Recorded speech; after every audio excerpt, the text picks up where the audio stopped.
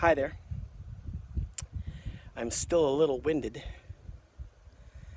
but here I am again. It's the 27th of September, 2020. Once again with a shout out to all those shade tree mechanics and folks on the forums that I frequent who pop up with questions or commentary, but more importantly, suggestions of better methods.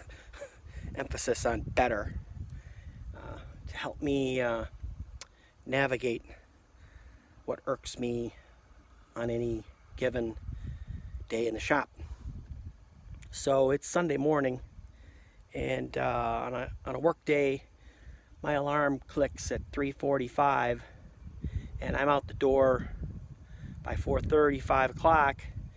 And on a Sunday morning, I'm hard pressed to drag a member of my family out of bed to break a bead. Now I'm using the selfie camera here, so you gotta take it with a grain of salt and take my apologies in advance. I'm trying to do this upside down and backwards. But there's my Golwing tire for the Aspencade. And, you know, it's like a lot of things in my life. Mechanically, I gotta do it wrong before I figure out why I'm doing it wrong, and then get somebody who understands to clarify what most think should be obvious. And in this case, and again, I sure hope I'm doing a half decent job, the dot on this rim, this tire, the red, is not the lightest, but the heaviest spot on the tire. And, you know, when you get 5.5 ounces of lead on the rim for balance, even a nut job can figure out that you read a couple other sources and recognize that you've gone way too far and put way too much lead on. It looked pretty embarrassing, let me tell you. I've seen videos where there's been lead all the way around the wheel. Pretty comical, I gotta say. The guys from Traction Dynamics. I bought a fork protective device from them. They're talented guys. Anyway, they had a video of lead around. There must have been 6-7 ounces of lead around the perimeter. It was all over the place. That's the way not to do it. Another way not to do it is to attempt to break a bead with spoons on a Golwing tire. In this case, a Shinko Tourmaster 230, bias ply, H-rated. My choice for Aspencade rear tire. And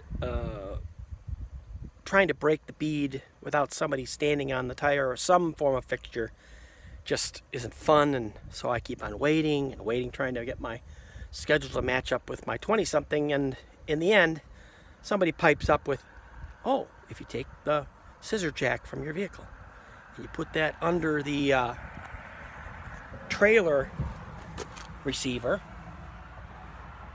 and you open up the scissor jack, lo and behold, you got something that might as well have been designed as a bead break device.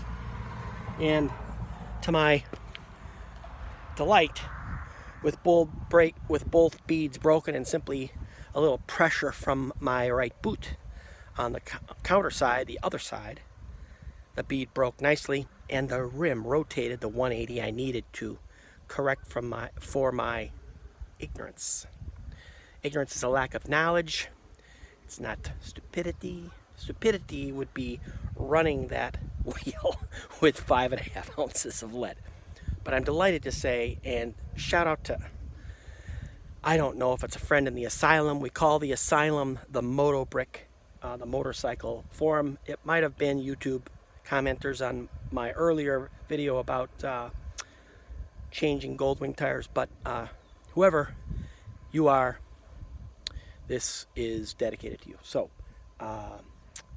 stay healthy. Look for facts in this election. And may the best man win. This is Clayton, talking to you from Livingston, Wisconsin, with the good earth all around, out preparing the farm fields for winter. I think they might be installing irrigation lines, as I recall, or something, and getting ready for the first snow, the first frost. Have a good day.